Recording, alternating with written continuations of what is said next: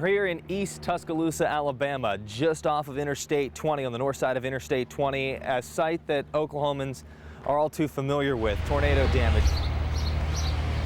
Decade-old trees blown over like matchsticks, two-story homes completely demolished, vehicles crushed by hundreds of pounds of debris that was once part of someone's home, their life.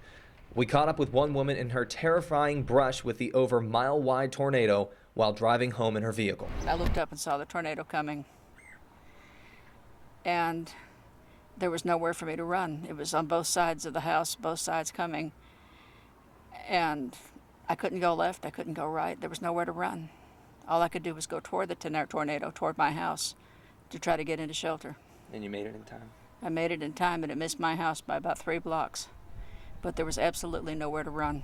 This tornado is a confirmed EF4, winds up to 190 miles per hour, and it was on the ground for 80 miles long. A destructive tornado and a day of cleanup. As you can hear the chainsaws trying to clear out some of this damage, something that will take more than likely several months until things are back to normal here in Tuscaloosa, Alabama. I'm Nick Bender, News 9.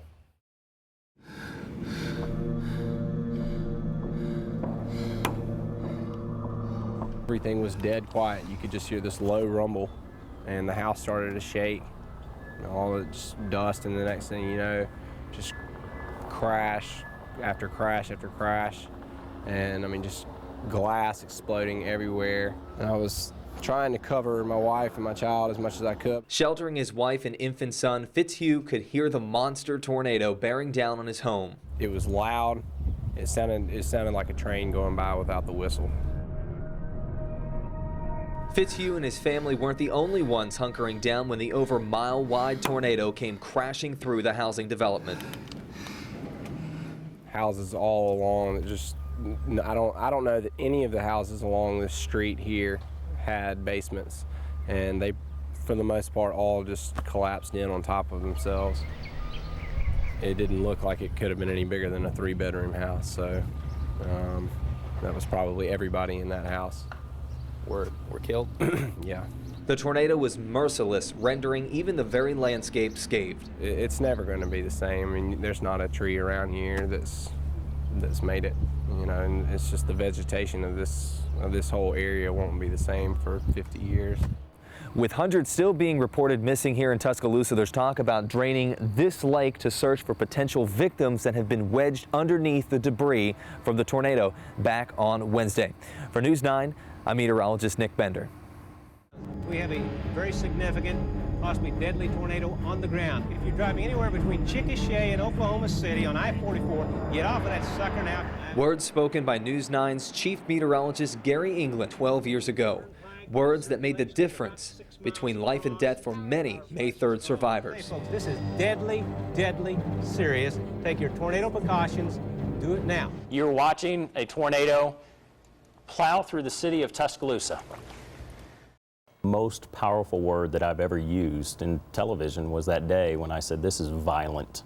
Violent is, to me, extremely powerful, and that's just a word that grabs everybody's attention. You've got to take this seriously. The wind was angry. I mean, you could tell how violent, and it was churning.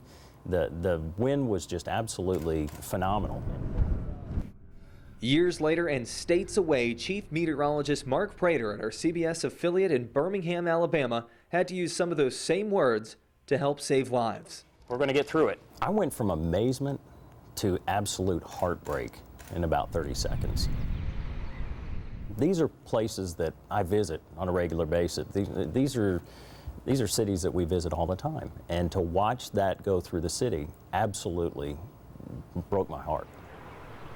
But those phenomenal winds did terrible things. Hundreds dead, thousands injured, a landscape that will bear the tornado's scars for decades to come. It was so important to me to make sure they knew that, hey, we're with them. You know what? We're going to get you through this. This is real important, but we're here with you. I knew. Some of them wouldn't. Nick Bender, News 9. You're watching a tornado plow through the city of Tuscaloosa. On April 27, 2011, at 5:17 p.m., an EF4 tornado with winds close to 200 miles per hour slammed into the small town of Holt, Alabama.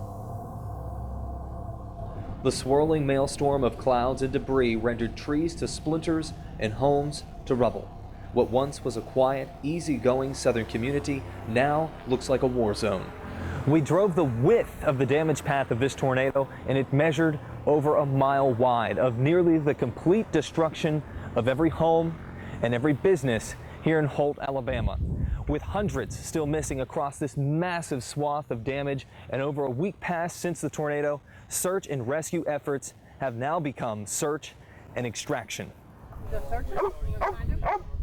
We've got out here about 6:30, 7 o'clock this morning. We've been working pretty steady except for a short break, and we haven't found anybody at this time. Alive or otherwise? Correct. If you would have been there, we wouldn't have made it. It was a good Lord that kept us. He kept us through it all. I mean, for us to walk out of here, I don't even remember how we got out. I mean, you know what I'm saying? Look at that stuff. I'm just amazed. I'm just amazed. I'm just amazed, and a lot of us were blessed to be here, to walk out. When Baker walked out from her basement closet refuge to find her two-story home reduced to mounds of splintered wood and broken glass, it was her neighbor and friend from across the street that reminded her what was most important. Hi, Shirley, she said, you're alive. You know, just to see people back. Immediately after Baker had reunited with her neighbors in search of others trapped beneath the rubble, Tuscaloosa first responders arrived to make sure that no one, dead or alive, were left behind.